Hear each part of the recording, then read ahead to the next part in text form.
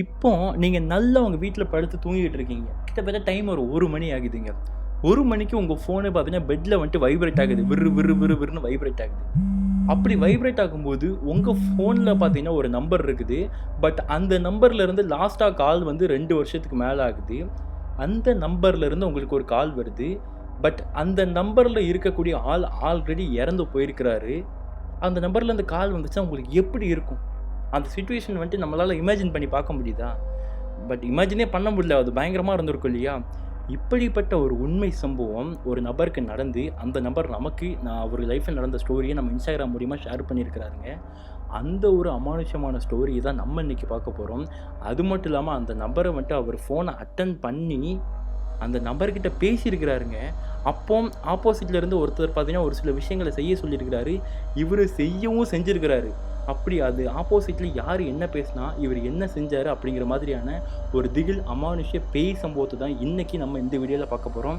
இதுவரைக்கும் நீங்க நம்ம சேனல சப்ஸ்கிரைப் பண்ணாம பார்த்துட்டு இருந்தாலும் சரி, புதிய பார்வையாளரா இருந்தாலும் சரிங்க, இப்பவே சப்ஸ்கிரைப் பண்ணி நம்ம ஃபேமிலியில ஜாயின் ஆயிருங்க. மெயினா பெல் பட்டன் ஆல் குடுத்து வச்சுருங்க. இந்த மாதிரி அமானுஷ்யமான வீடியோ ஆட்டோமேட்டிக்கா உங்கள வந்து சேர்ந்துரும். வாங்க நம்ம ஸ்டோரிக்குள்ள போகலாம். Welcome back. நான் உங்கள் அருண். பயத்தை எதிர்கொள்ள தயாரா? ஸ்டோரிக்குள்ள போலாம் வாங்க.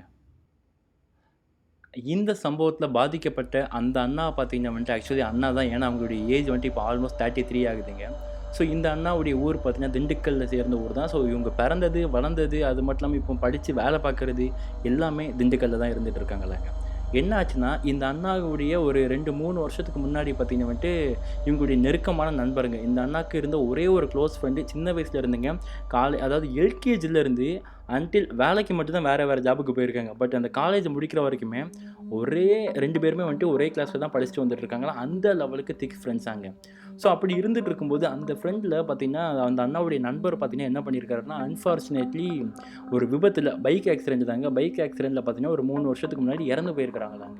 அப்படி இறந்ததுக்கு அப்புறமே இந்த அண்ணா வந்துட்டு அதுலேருந்து வெளிய வரதுக்கே வந்துட்டு ரொம்ப நாள் ஆயிடுச்சாம். ஏன்னா வந்துட்டு, நமக்கு ரொம்ப புடிச்சவங்க இறந்து போனா கண்டிப்பா அதோட வலி வந்துட்டு நம்மளால அக்செப்டே பண்ண முடியாது. அந்த லெவல்ல இருக்கும். நம்மளும் எதுக்குடா வாழ்றோம்? போய் இறந்து போயிரலாம் அப்படிங்கிற மாரிலாம் சில பேருக்கு தோணியிருக்குங்க. அப்படி இருக்கும்போது யோசிச்சு பாருங்க, எல்கேஜிலேருந்து ஒரு படிச்சு முடிக்கிற வரைக்கும் கிட்டத்தட்ட 20 வருஷம் ஒண்ணு மண்ணா இருந்த அந்த ஃப்ரெண்ட்ஸு, திடீர்னு ஒரு பையன் வந்துட்டு இறந்து போனதுக்கப்புறம் அந்த வலிய வந்துட்டு பயங்கரமா அந்த அண்ணன் அனுபவிச்சிருக்கிறாருங்க. ஸோ தினம் தினம் பார்த்தீங்கன்னா, அந்த அண்ணா 2 பேரும் சேர்ந்து எடுத்த ஃபோட்டோஸு, அது மட்டும் இல்லாம ஜாலியா வந்துட்டு ட்ரிப்லாம் போயிருப்பாங்க இல்லையா? அந்த மாரி ட்ரிப் வீடியோஸ்லாம் பார்த்து கிட்டத்தட்ட ஒரு 6 மாசம் அந்த ஃப்ரெண்ட நெனச்சு ரொம்பவுமே ஃபீல் பண்ணியிருக்கிறாருங்க. ஸோ அப்புறம் நாட்கள் போக போக என்ன ஆயிருக்குது, இந்த அண்ணாக்கு பார்த்தீங்கன்னா வந்துட்டு புதுசா நெறைய ஃப்ரெண்ட்ஸ் கிடைக்க ஆரம்பிச்சிருக்காங்களாங்க. அப்படி எல்லாம் ஜாலியா போயிட்டு இருந்துச்சாம். ஸோ ஒரு வருஷம் ஃபுல்லா பார்த்தீங்கன்னா புது ஃப்ரெண்ட்ஸோடயே போயிருச்சாங்க. ஸோ அதுக்கப்புறம் என்ன ஆயிருக்குன்னா, இந்த அண்ணா லைஃப்ல இன்னொரு பொண்ணு பார்த்தீங்கன்னா என்டர் ஆகுறாங்களாம். ஸோ அது அந்த அண்ணா கூட ஒர்க் பண்ற கொலீக் தான் ஒர்க் பண்ற பொண்ணு. அப்படி அந்த பொண்ணு கூட நல்லா பேசி பழகி பார்த்தீங்கன்னா, ஒரு சிச்சுவேஷன்ல அந்த பொண்ணு கூட அது வந்துட்டு காதலா மாறிருதுங்க. ஸோ இப்போ இந்த அண்ணாவும் அந்த பொண்ணும் பார்த்தீங்கன்னா வந்துட்டு பயங்கரமா வந்துட்டு காதலிக்க ஆரம்பிக்கிறாங்க.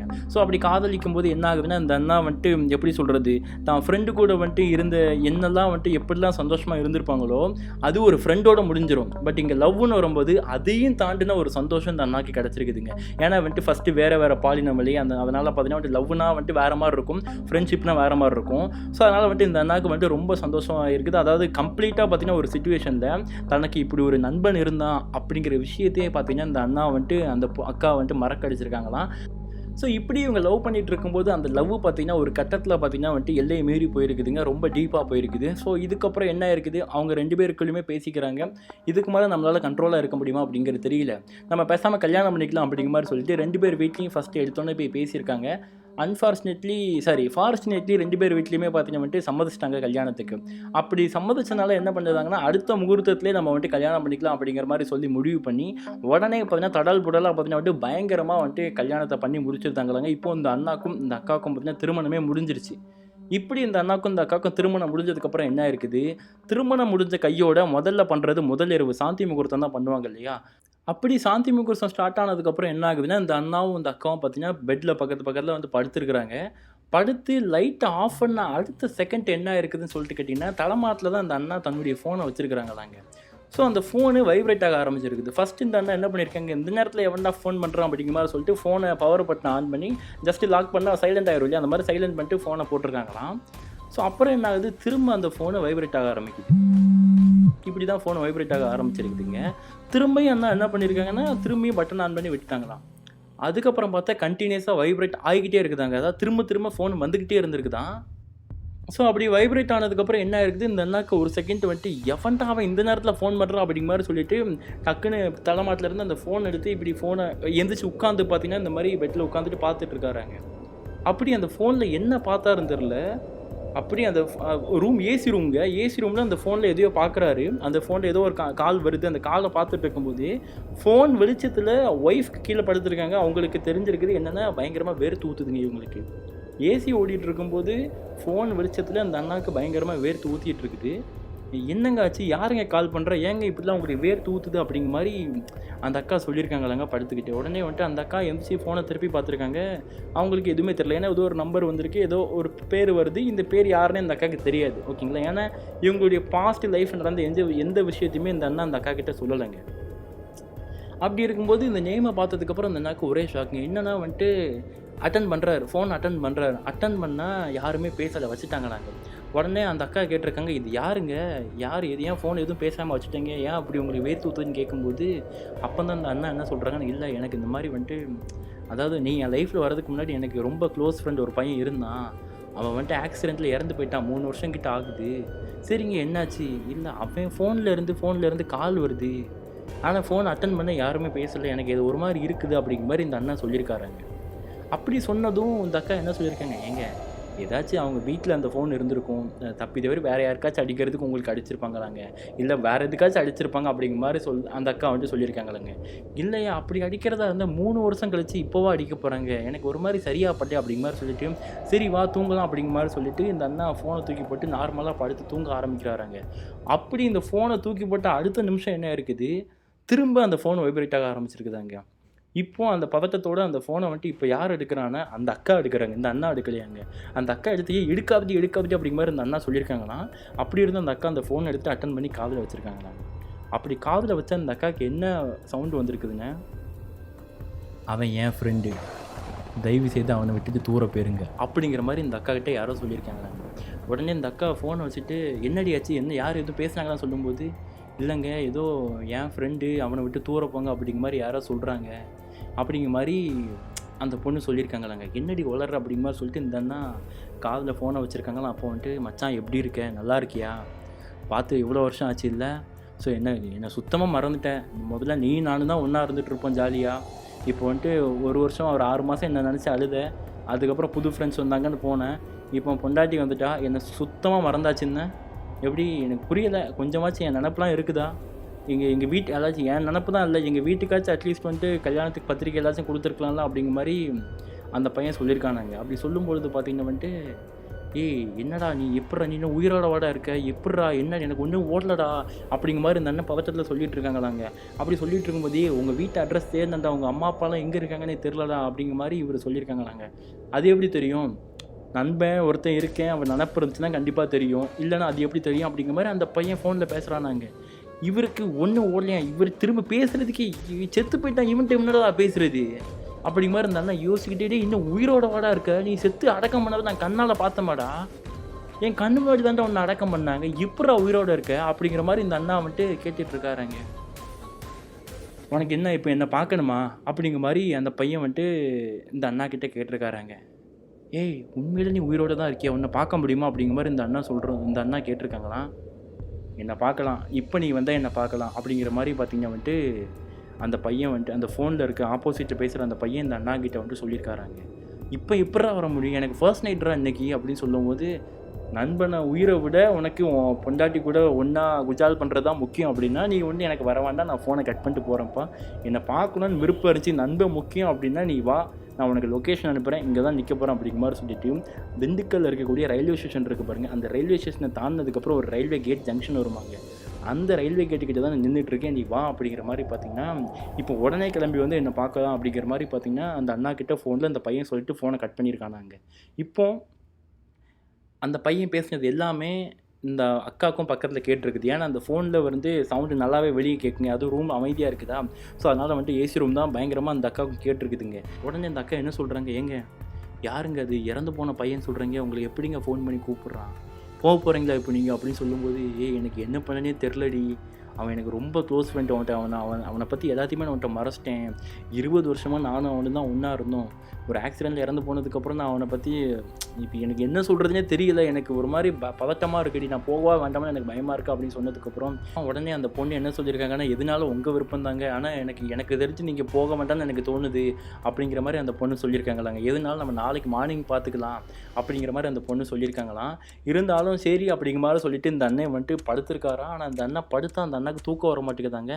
மைண்டில் ஃபுல்லாக அந்த பையனுடைய பழைய நினைவுகளும், அது மட்டும் இல்லாமல் அந்த அண்ணாவும் இந்த பையனும் சேர்ந்து இருந்த எல்லா நினைவுகள்லாம் இருக்குது பாருங்க, அதெல்லாம் தான் திரும்ப திரும்ப மைண்டில் வந்திருக்குதாங்க. டக்குன்னு இந்த அண்ணா வந்துட்டு ஐஃபோன் தான் வச்சுருந்துருக்குறாங்க. அந்த ஐஃபோனில் டக்குன்னு ஃபோனை ஓப்பன் பண்ணியிருக்காங்க. ஃபோனை கேலரி ஓப்பன் பண்ணால் முதல்ல என்ன வருதுன்னா, இப்போ வந்துட்டு நம்ம எங்கேயாச்சும் ஐஃபோனை பொறுத்த லெவலில் எப்படி இருக்குன்னா, நம்ம எங்கேயாச்சும் ட்ரிப்பு போகிறோன்னு வைங்களேன், நம்ம ட்ரிப்பு போனோம் அப்படின்னா அந்த ட்ரிப்பெல்லாம் அதுவாகவே ஒரு வீடியோவாக மேக் பண்ணி கொடுத்துருங்க. அந்த மாதிரி இந்த அண்ணா கேலரி ஓப்பன் பண்ணும்பொழுது இந்த அண்ணாவும் இந்த அண்ணாவுடைய இறந்து போன ஃப்ரெண்டும் சேர்ந்து எடுத்த ஃபோட்டோ வீடியோலாம் இருக்குது பாருங்கள், அதெல்லாம் ஆட்டோமேட்டிக்காகவே ஒரு வீடியோவை ரெடி பண்ணி இந்த அண்ணா ஃபோனில் வந்துட்டு ஐஃபோன் வந்துட்டு க்ரியேட் பண்ணி ஒன்று வச்சுருந்துருக்குது. அது ஃபஸ்ட்டில் ஃப்ரண்ட்டில் வந்து நின்றுருக்காங்க. இந்த அண்ணா அந்த வீடியோ வந்துட்டு ப்ளே பண்ணி பார்த்துருக்காங்களாம். அப்போ இந்த அண்ணாவும் இந்த அண்ணாவுடைய ஃப்ரெண்டும் சேர்ந்து ஜாலியாக சுற்றின வீடியோக்கள், அது போக இடங்கள் எல்லாமே அந்த ஃபோட்டோஸ்லாம் அந்த ஃபோனில் தெரிஞ்சிருக்குதாங்க. இது அந்த அண்ணா பார்த்துக்கிட்டே இருக்க வேர்த்து ஊற்றிக்கிட்டே இருக்குது. அந்த அண்ணாக்கு என்ன பண்ணுன்னு தெரியாமல் ஒரு சிச்சுவேஷனில் ரொம்ப ஃப்ரஸ்ட்ரேட் ஆகி, சரி நீங்கள் படுத்தூங்க, நான் வந்துட்டு என்னென்னு லைட்டாக போய் எட்டி பார்த்துட்டு வந்துருந்தேன் அப்படிங்கிற மாதிரி சொல்லும்பொழுது, சரி நீங்கள் மட்டும் தனியாக போகாதீங்க, யாரையாச்சும் கூட்டிகிட்டு போங்க அப்படிங்கிற மாதிரி இந்த அக்கா சொல்லியிருக்காங்களாங்க. அது மட்டும் இல்லாமல் டக்குன்னு இந்த அண்ணா என்ன பண்ணியிருக்காங்கன்னா வந்துட்டு வெளியே வந்து பைக் எடுத்துகிட்டு நேராக அந்த இவங்களுடைய ஃப்ரெண்டு சொன்ன அந்த ரயில்வே ஸ்டேஷன் ஸ்பாட்டுக்கு போயிருக்காராங்க. மனசில் பல பதட்டத்தோடையும் பயத்தோடையும் தான் போகிறாரு. ஆனால் யார்கிட்டையும் சொல்லலை, யாரையுமே வந்துட்டு கூப்பிடல, தனியாக தான் போயிருக்காருங்க. ஏன்னா இப்போ நம்ம இது அங்கே என்ன நடக்க போகுதுன்னே தெரியல, இன்னொருத்தவங்க எதுக்கு கூட்டிகிட்டு போய் கஷ்டப்படுத்தணும் அப்படிங்கிற மாதிரி சொல்லிட்டு இவர் மட்டும் நேராக அந்த ஸ்பாட்டுக்கு போயிருக்காருங்க. அந்த ஸ்பாட்டுக்கு போயிட்டு பார்த்தா யாரையுமே காணுமா. சரின்னு சொல்லிட்டு இவர் அவருடைய அந்த ஃப்ரெண்டு நம்பர் இருக்குது பாருங்க, அதுக்கு கால் பண்ணியிருக்காருங்க. அது கால் பண்ணால் வந்துட்டு காலே போக மாட்டேங்குதாங்க. என்ன சொல்லுதுன்னா வந்துட்டு not reachable at the moment அப்படிங்கிற மாதிரி திரும்ப திரும்ப சொல்லியிருக்குதாங்க. இப்போ அந்த அண்ணா என்ன பண்ணுறாரு, என்னடா யாரையுமே காணோம் அப்படின்னு பேசிகிட்டு இருக்கும்போது என்ன ஆகுது, அந்த ரயில்வே கேட்டில் தான் நிற்கிறாரு ஜங்ஷனு. கேட்டை க்ளோஸ் பண்ணுறாங்களாங்க. கேட்டை க்ளோஸ் பண்ணதுக்கப்புறம் அந்த அண்ணா பார்த்தீங்கன்னா பைக்கை விட்டு இறங்கி நேராக அந்த ரயில்வே கேட்டுக்கிட்ட போகிறாரு. அப்போது அந்த ரயில்வே கேட் செக்யூரிட்டி என்ன சொல்கிறாரு, தம்பி ட்ரெயின் போகிற வரைக்கும் கேட்டுக்கு அந்த பக்கம் போய் நெல்லுப்பா அப்படிங்கிற மாதிரி சொல்லியிருக்காங்க. ஸோ உடனே இந்த அண்ணா என்ன பண்ணியிருக்காரு, சரி அப்படிங்கிற மாதிரி சொல்லிவிட்டு அந்த ரயில்வே கேட்டை விட்டு நடந்து வந்து அந்த ரயில்வே கேட்டுக்கு பக்கத்தோடு நடந்து போயிருக்காருங்க தனியாக. அப்படி நடந்து போயிட்டே ஃபோனை வச்சுட்டே போயிருக்காருங்க. இப்போ கரெக்டாக என்ன ஆகுதுன்னா ஃபோன் வருதுங்க. அதே நம்பர்லேருந்து திரும்ப ஃபோன் வருதுங்க. இவர் டக்குன்னு அட்டன் பண்ணிட்டு, எங்கடா நிற்கிறேன், நான் வந்துட்டேன்டா, எங்கடா நிற்கிறேன் அப்படிங்கிற மாதிரி இந்த அண்ணா பேசியிருக்காருங்க. அப்படி பேசும்பொழுது, நான் உன்னை நல்லா பார்த்துக்கிட்டு இருக்கேன், டேய் நல்லா வந்துட்டு 2-3 வருஷத்தை ஜம்முன்னு கொளுத்து, நல்லா என்னை பற்றி கவலையே இல்லைன்னு சாப்பிட்டு கொளுத்த குட்டி மாதிரி ஆகிட்டல அப்படிங்கிற மாதிரி அந்த ஃபோனில் வாய்ஸ் வந்திருக்குதாங்க. டேய் என்னடா உளர்ற, நீ எங்கடா இருக்கிற, நான் உன்னை பார்த்துட்டு கிளம்புறேன்டா, வீட்டில் எங்கள் ஒய்ஃப் தனியாக வெயிட் பண்ணிட்டு இருக்காடா அப்படின்னு சொல்லும்போது, ஏண்டா நீ செத்துப்போன நண்பனை பார்க்க வந்திருக்க, இப்போவும் வந்துட்டு உன் ஒய்ஃப் அங்கே தனியாக இருப்பா அப்படிங்கிறத உனக்கு குஜால் பண்ணுறது தான் முக்கியம் என்ன அப்படிங்கிற மாதிரி சொல்லிட்டு திரும்ப ஃபோனை கட் ஆகிச்சாங்க. அப்படி கட் ஆனதுக்கப்புறம் என்ன இருக்குது, இந்த அண்ணன் இவ என்ன பைத்தியம் மாதிரி உரையிட்டு இருக்கான், நம்ம தெரியாமல் அந்த இடத்துக்கே வந்திருக்கக்கூடாது அப்படிங்கிற மாதிரி சொல்லிட்டு என்ன பண்ணுறாங்க, இந்த அண்ணா பார்த்தீங்கன்னா வந்துட்டு அப்படியே ரிட்டன் அந்த வழியாக நடந்து வராங்களாங்க. அப்படி வரும்போது ஆப்போசிட்டில் அந்த ட்ரெயின் கேட் போட்டாங்க இல்லையா, ட்ரெயின் அங்கேருந்து வந்துக்கிட்டு இருக்குது. இந்த அண்ணா ரயில்வே ட்ராக்கு கரையோடு நடந்து வந்துட்டுருக்காங்க. அப்படி வரும்போது என்ன இருக்குன்னா, அந்த ரயில்வே ட்ராக்கில் அந்த ட்ரெயினோட ஹெட்லைட் இருக்கும் பாருங்கள், அந்த ஹெட்லைட் வெளிச்சம் ரொம்ப பிரைட்டாக பார்த்தீங்கன்னா அந்த அண்ணாக்கு அடிச்சிருக்குதுங்க. உடனே பார்த்தீங்கன்னா இப்படி கண்ணை மூடிட்டு அந்த அண்ணா ட்ரெயின் போகிறதுக்காக வெயிட் பண்ணிட்டு இருந்திருக்காங்க. அப்படி வெயிட் பண்ணும்போது அந்த ட்ரெயின் வந்துட்டு இவங்களை கிராஸ் ஆகுது பாருங்கள். அந்த கிராஸ் ஆன செகண்டில் ஒவ்வொரு பெட்டியும் மூவ் ஆகும் பாருங்கள். அந்த பெட்டி மூவ் ஆகுறதுக்கு பின்னாடி இவருடைய ஃப்ரெண்டு நிற்கிற மாதிரி இந்த அண்ணாக்கு அப்படி அச்சஸில் தெரிஞ்சிருக்குதுங்க. லாஸ்ட் 3 வருஷத்துக்கு முன்னாடி அந்த பையன் எப்படி என்ன ட்ரெஸ்ஸு போட்டு இறந்தானோ இந்த அண்ணாவுக்கு நல்ல மைண்டில் ஞாபகம் இருக்குது எப்படி இறந்தான் அப்படிங்கிறது. ஏன்னா இந்த அண்ணா தான் கூட்டிகிட்டு போய் ஹாஸ்பிட்டலில் அட்மிட் பண்ணதுலேருந்து அடக்கம் பண்ணுற வரைக்கும் இந்த அண்ணா கூடவே இருந்தாருங்க. அதே ட்ரெஸ்ஸோட அதே காயத்தோட இந்த பையன் அந்த ட்ரெயினுக்கு பின்னாடி நின்றுட்டுருக்காங்க. ஸோ அது எப்படி தெரியுதுன்னா, அந்த ஒவ்வொரு பெட்டியும் கிராஸ் ஆகும்போது இந்த அண்ணாவுக்கு கண்ணு முன்னாடி நல்லாவே தெரிஞ்சிருக்குதுங்க. உடனே அடுத்த செகண்டில் என்ன இருக்குது, இந்த அண்ணா வந்துட்டு ட்ரெயின் போன அடுத்த செகண்ட் டக்குன்னு ரயில்வே ட்ராக்கில் பாஞ்சு பார்த்துருக்காரு. பார்த்தா அங்கே யாரையுமே காணுமாங்க. இந்த அண்ணாக்கு ஒன்றுமே ஓடலையாங்க. டக்குன்னு அங்கேருந்து யார் ரயில்வே கேட் செக்யூரிட்டி இருக்கார் பாருங்கள், அந்த கேட் ஓப்பன் பண்ணுறவர், அவர் நேராக அந்த அண்ணா சட்டையை பிடிச்சி, உனக்கு ஒரு டைம் சொன்னால் புரியாதையா, ரயில் அடிபட்டு செத்து போயிடாத, ஏன் வேலை போயிடும் அப்படிங்கிற மாதிரி சொல்லிட்டு இந்த அண்ணாவுடைய சட்டையை பிடிச்சி நேராக அவர் அந்த கேட்டை விட்டு வெளியே தூக்கி விட்டுருக்காராங்க. அப்படி விட்டதுக்கப்புறம் என்ன இருக்குது, இந்த அண்ணா அங்கேயே இருந்துட்டு பயங்கரமாக மண்டையை பிடிச்சிட்டு யோசிச்சுட்டு இருக்காராங்க. நம்ம பார்த்தது உண்மைதானா என்னடா அப்படின்னு யோசிச்சுட்டு இருக்கும்போது திரும்ப ஃபோன் கால் வருதாங்க. அந்த ஃபோன் கால் அட்டெண்ட் பண்ணியிருக்காரு. அட்டெண்ட் பண்ணா என்ன ஆயிருக்குன்னு சொல்லிட்டு கேட்டீங்கன்னா, "மச்சான் நான் உன்ன பார்த்துட்டேன். நீ என்ன பார்த்துருப்பன்னு நெனைக்கிறேன். ஸோ நீங்க தான் நெனைக்கிற மாரி நான் வந்துட்டு வேணும்னே ஆக்சிடென்ட் ஆகிலாம் சாகல. இத நான் இப்போ உன்ட்ட சொன்னாலும் உனக்கு புரிய போறது இல்ல. நான் இதுக்கப்புறம் சொல்ல போறதில்ல. இதுக்கப்புறம் உனக்கு கால் பண்ண போறதும் இல்ல. நண்பன் வேணும் அப்படின்னு நெனச்சிட்டு இருந்தா அப்படின்னா, உண்மையாவே என் மேல பாசம் இருந்தா அப்படின்னா வந்துட்டு, தயவுசெய்து என்ன மறந்துட்டேன். இதுக்கப்புறம் என் ஞாபகமே இல்ல அப்படிங்கிற மாரிலாம் யார்ட்டயும் சொல்லிட்டு இருக்காத. அ நான் வந்துட்டு உன் மேல வச்ச பாசம் உண்மதான். ஸோ உன்ன நான் எப்பவுமே மறக்க மாட்டேன். உன் கூட எப்பவுமே நான் துணையா இருப்பேன். ஸோ அதே மாரி நீ இருப்பன்னு நான் நம்புறேன் அப்படிங்கிற மாரி சொல்லிட்டு, இதுக்கப்புறம் நான் கால் பண்ண மாட்டேன். என்ன மன்னிச்சிரு. உன்ன ஏதாவது டிஸ்டர்ப் பண்ணியிருந்தா என்ன மன்னிச்சிரு. இந்த மாரிலாம் டிஸ்டர்ப் பண்ண எனக்கு அவசியம் இல்ல. எனக்கு தோணுச்சு நான் பண்ணிட்டேன். நான் போயிட்டு வரேன் மாப்ள அப்படிங்கிற மாரி சொல்லிட்டு ஃபோன வச்சாருங்க. அதுக்கப்புறம் இவரு ஃபோன் பண்ணி பார்க்காராம். அந்த ஃபோன் திரும்ப நாட் ரீச்சபிள்னு வருதாம். ஃபோனே போகலையாங்க. திரும்ப அந்த அண்ணா வந்துட்டு பைக் எடுத்துட்டு நேரா வீட்டுக்கு வந்திருக்காராம். வீட்டுக்கு வந்து ஒரே அழுகையாங்க. எத நெனச்சு அழுதாருன்னா வந்துட்டு, இந்த மாரி அவன் ஃப்ரெண்டு கூட எவ்வளோ சந்தோஷமா இருந்தேன். இப்போ நீங்களே யோசிச்சு பாருங்க. ஒரு பையன் இந்த மாரி சொல்லிட்டு செத்து போன இந்த மாரி சொல்லிட்டு ஹாஸ்டல்ல இப்போ ஒண்ணா இருந்துட்டு இருக்கோம். திடீர்னு ஒரு பையன் நான் ஹாஸ்டல் விட்டு போறேன் அப்படிங்கிற மாரி சொல்றான். ரூம் விட்டு போறேங்கிறான். இந்த மாரி சொல்லும்பொழுது நமக்கு கேட்கறதுக்கு ரொம்ப கஷ்டமா இருக்கும் இல்லையா? நம்ம வளர்த்த பெட்டு இறந்து போச்சுன்னா கஷ்டமா இருக்கும். அப்போ ஒருத்தன் இந்த மாதிரி சொல்லிட்டு என்ன மறந்துறாத மச்சான் சொல்லிட்டு வந்துட்டு இதுக்கப்புறம் ஃபோனே பண்ண மாட்டான். ரொம்ப க்ளோஸ் 20 வருஷம் ஒண்ணா பழகுன பையன் அப்படிங்கும்போது, அந்த அண்ணன் எவ்வளோ பெயின் அனுபவிச்சிருக்காருங்க. அந்த பையன் இறக்கும்போது இந்த அண்ணா எவ்வளோ தூரம் பெயின் அனுபவிச்சாரோ, அத விட பல மடங்கு பெயின அன்னைக்கு ராத்திரி அவரு சாந்தி முகூர்த்தம் அன்னைக்கு உட்கார்ந்து அழுது அனுபவிச்சிருக்கிறாரு. ஸோ அப்புறம் அத வந்துட்டு தான் ஒய்ஃப் கிட்ட எப்படி சொல்லன்னு தெரியாம ஒய்ஃப் கிட்டயும் சொல்லியிருக்காங்க. பட் இருந்தாலும் அவருக்கு மனசு கேட்காம வந்துட்டு ஒய்ஃப் அடுத்த நாள் கூட்டிட்டு போய் தண்ணிலாம் எரிஞ்சு இந்த மாரிலாம் பண்ணியிருக்காங்க. பட் இவருக்கு இதில எதுவுமே இன்ட்ரெஸ்ட் இல்லங்க. ஏன்னா ஃப்ரெண்டு வந்தான், பேசினான், போயிட்டான். இதுக்கப்புறம் வரமாட்டேன்னு போயிட்டான். இதுக்கு நான் எதுக்கு கோவில் போயிட்டு அப்படிங்கிற மாரி யோசிச்சுக்கிட்டே இருந்திருக்காங்களாம். பட் நான் ஆல்ரெடி சொல்ற மாதிரி தாங்க, இந்த அண்ணாக்கும் நம்மளுடைய வீடியோ ரெக்கமெண்டேஷன்ல போயிருக்குது. நம்ம போடுற வந்துட்டு ரியல் அமானுஷ்யமான திகில் சம்பவங்கள தான் அந்த அண்ணா பார்த்துக்கிட்டே இருந்திருக்கிறாங்க. அப்படி பார்த்துக்கிட்டு இருக்கும்போது தான் ஒரு சிச்சுவேஷன்ல இந்த அண்ணாக்கு அவங்களுடைய ஸ்டோரிய நம்ம சொன்னா நல்லாயிருக்கும் அப்படிங்கிற மாரி சொல்லி என்கிட்ட Instagram மூலியமா அவங்க ஸ்டோரிய என்கிட்ட ஷேர் பண்ணாங்க. இப்போ நான் அத வந்துட்டு உங்ககிட்ட ஷேர் பண்ணியிருக்கேங்க. அதே மாதிரி அந்த இன்சிடென்ட்க்கு அப்புறம் இப்போ வரைக்குமே அந்த நம்பர்லேருந்து கால் வரல அப்படிங்கிறதும், அது மட்டும் இல்லாம அந்த நம்பர அந்த அண்ணா பிளாக் பண்ணியே வச்சுட்டாங்க அப்படிங்கிறதும் பார்த்தீங்கன்னா வந்துட்டு அந்த அந்த அண்ணா என்கிட்ட சொல்லும்போது சொன்னாங்க.